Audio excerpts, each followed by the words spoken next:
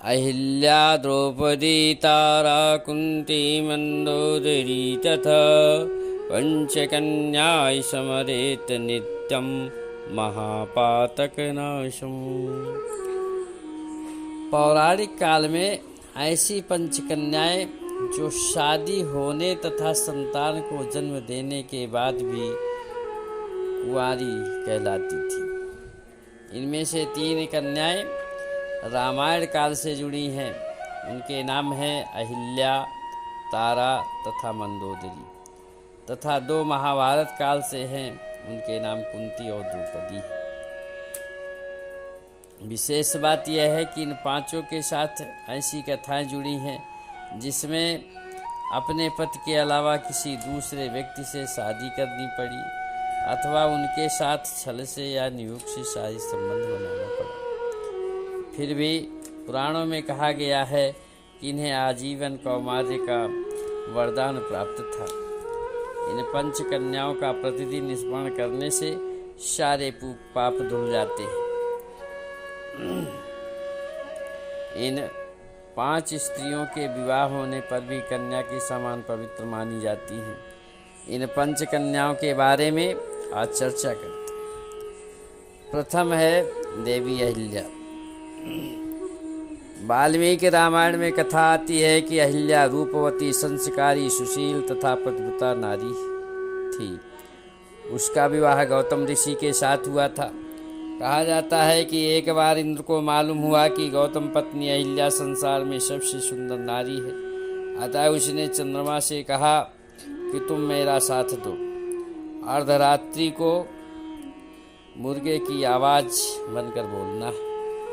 इंद्र की बात मानकर इंद्र के साथ चंद्रमा गए और ऋषि गौतम की झोपड़ी के पास चंद्रमा ने मुर्गे की आवाज़ में बांग दी। ऋषि गौतम उस आवाज़ को सुनकर जग गए और प्रतिदिन की तरह हाथ में कमंडल ले गंगा स्नान के लिए चले गए। तभी देवराज इंद्र ने ऋषि गौतम का वेश बनाकर कुटिया में आ गया और अहिल्या के साथ छल पूर्वक शारीरिक संबंध बनाया। फिर गौतम ऋषि वापस जब लौट कर आए तब उस समय इंद्र को अपनी कुटिया से बाहर निकलते हुए देख लिया। तब गौतम ऋषि को क्रोध आ गया और क्रोध में आकर उन्होंने इंद्र तथा अहिल्या दोनों को श्राप दे दिया। के अनुसार श्री राम ने अहिल्या का उद्धार किया और वो प्रभु श्री राम की स्तुति की। फिर अपने पद के लोग चली गई। दूसरी पंचकन्या का नाम है तारा। कहा जाता है कि तारा समुद्र मंथन से निकली एक अप्सरा थी, पर रामायण के अनुसार वह सुखेण वैद्य की पुत्री थी। वह अत्यंत सुंदर रूपवती थी तथा उसका विवाह वानर राज बाली के साथ हुआ था। तारा अत्यंत बुद्धिमान भी थी। कहा जाता है कि बाली की मृत्यु के बाद उसका पुनः विवाह सुग्रीव से हुआ था। तारा को भी आजीवन कुंवारी रहने का वरदान प्राप्त था। तीसरी पंचकन्या में नाम आता है मंदोदरी। मंदोदरी राक्षस राज मयासुर की पुत्री थी तथा मंदोदरी की मां का नाम हेमा नाम की अप्सरा थी। इसलिए मंदोदरी बहुत सुंदर रूपवती थी। मंदोदरी का विवाह लंका पर दशानन अर्थात रावण के साथ हुआ था। मंदोदरी से रावण को इंद्र विजयी, मेघनाद, महोदर, प्रहस्त, अतिकाय, विरूपाक्ष, वीकम आदि पुत्र प्राप्त हुए थे। कहा जाता है कि रावण की मृत्यु के बाद मंदोदरी का विभीषण के साथ पुनर्विवाह हुआ था। चौथे नंबर पर आती है कुंती। यदुवंशी राजा सूरसेन ने अपनी पुत्री प्रथा को कुंती भोज को गोद दे दिया था।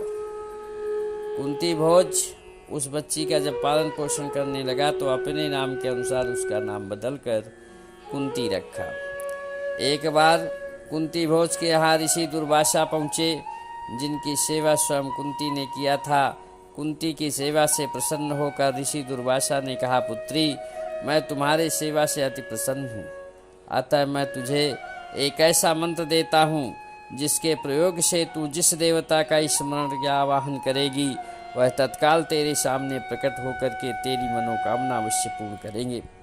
कुंती का विवाह पांडु के साथ हुआ था। कुंवारी अवस्था में सूर्यदेव के द्वारा कर्ण का जन्म हुआ था, जो कवच और कुंडलधारी था। उस पुत्र को जन्म देने के बाद कुंती ने उसे अपने से दूर कर दिया था।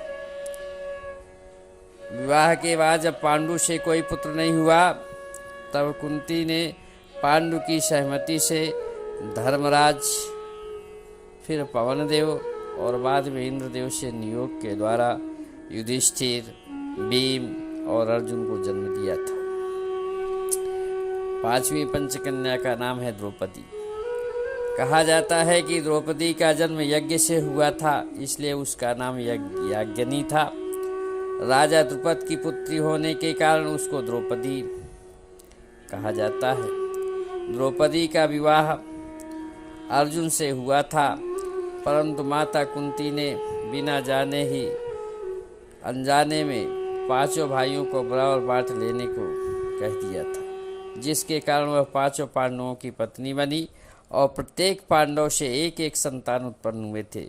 द्रौपदी को भी आजीवन कौमार्य का वरदान प्राप्त था।